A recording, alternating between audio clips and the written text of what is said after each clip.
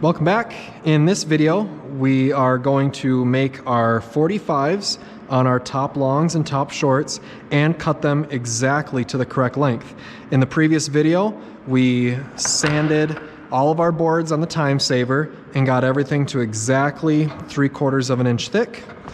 And we're ready to start making, cuts to length and 45s and dados and drilling holes. So those are all things you can do right now. If the miter saw, the thing that we're going to use today, is really backed up, you could easily skip ahead to another video and start making the counterboard holes on your skirts or the Craig jig holes on your skirts. So feel free to skip ahead, maybe even the dados on the legs or something like that too you could do. But we'll go in order here. You're going to need all 4 of your top pieces. You're going to need a pencil and then a relatively decent piece of scrap wood. Not super skinny, so this one will be fine. And also have both edges parallel, so if one's rough, the piece of scrap that you find, send it through the table saw. We're going to really try hard this next bit. And then you're going to need one of these carpenter squares, which I see one over there already, so we'll leave that one here. Okay, so we're going to use this miter saw in the back. At the time of filming, this is my good one, so we'll see if that changes. This one does have the arm that extends. I don't know if you can see it in the video, but there's a little release there. But I want this to be as rigid as possible. This 45 is super important. It's going to be how your top all comes together. I want those 45s to just be super flush. I don't want any air gaps. I don't want things off or anything. So to try to make this as rigid as possible, to get as clean and accurate as 45 as possible, I'm going to lock that. Okay, right now it's set to 0. To adjust this miter saw, which in woods too, you guys are free to make all the adjustments you want. You loosen this first, this handle, not a whole lot because it will fall off eventually. Then there's a trigger down here on the bottom. Pull that up, and now this should move, as you can see, pretty effortlessly. If you're really fighting with it, if the whole table is shaking, something's probably not letting go, and you don't want to wreck the machine and make it inaccurate. So, okay, it does snap to 45, but what I really like about this saw and why we spent so much money to get it is that it does have this override to where it doesn't snap in, because we'll see, maybe we'll get lucky and the 45 is perfect. But if it's not just perfect, what we'll end up doing is loosening this handle. We'll push that lever in. There's this little top knot button, I should say. But now, you see it doesn't snap into 45. So if we're like just barely off of 45 is where we want to be, when we're tightening, we're afraid that it's going to want to keep jumping into that spot. So if you press this button, it'll bypass that. So, but for now, let's just go with 45, see how that works. And if we got to make any adjustments, we will. So we'll start with our scrap piece. And again, this is nice to have 2 clean parallel edges, just like our reel boards. Okay, I want to make a 45 right to the end of the board. 6-inch margin of safety puts my hand about here. Okay, now this time, make sure you pull straight down. And we got to make sure we have good pressure, because now with the saw at a 45-degree angle, it's pulling the board toward the fence just as much as it's trying to slide it. So we don't want this board drifting during the cut. So this is a nice saw. It does actually have some grippy surface here to kind of help prevent that, but still lean into that with your left shoulder. And then this hand, make sure you come straight down. Don't pull towards yourself and end up tipping the blade. And again, we're trying to make a nice 45.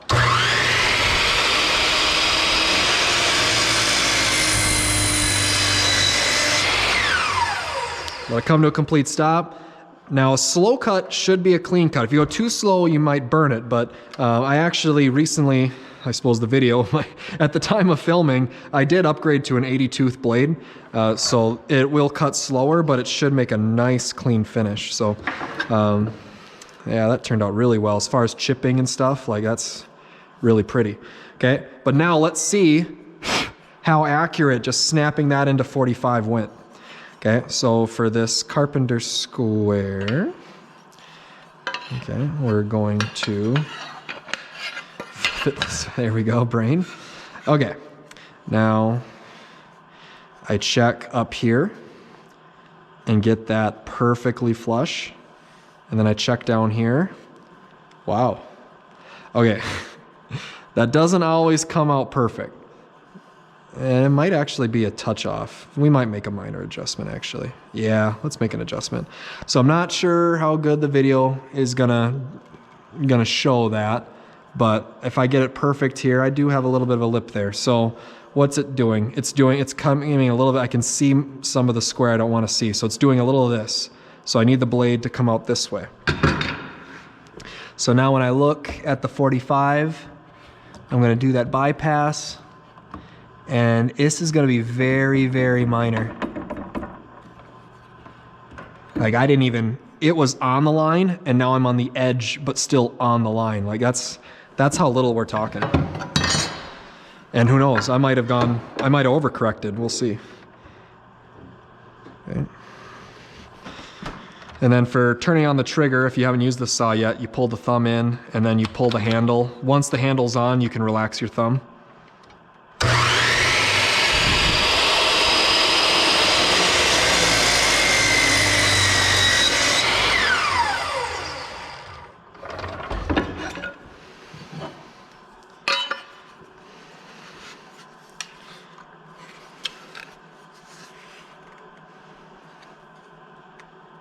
This might take a while to get this really dialed in, but once you dial it in, I would try to get all of your cuts done. Okay, and it now looks like I'm the other way, so I guess this is a good video to show you what I'm looking for. Okay, so it looks like we overcorrected too much. Okay, so you saw how little we adjusted. So now it's coming out too far, so yeah, this is pretty tedious. Let's try that. But again, this is the most important joint that's going to come together on your project that everybody's going to see. Right in the top dead center of your project. So this is not one to rush, to hurry up to get to the next step.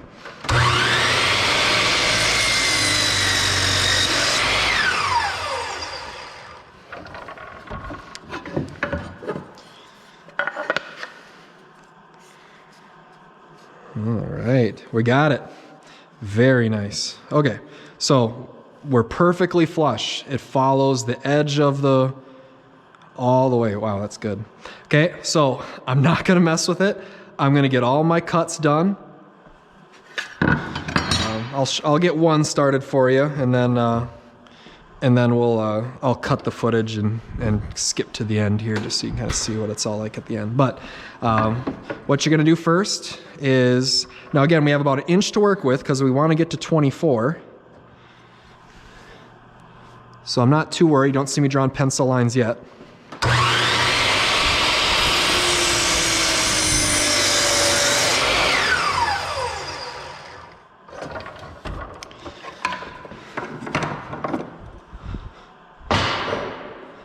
Not a bad idea just to make sure this is still.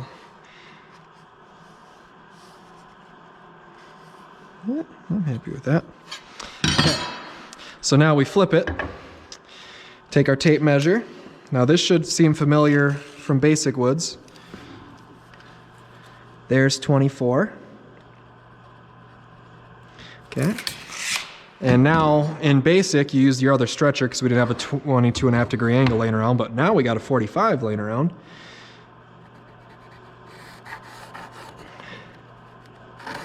Okay.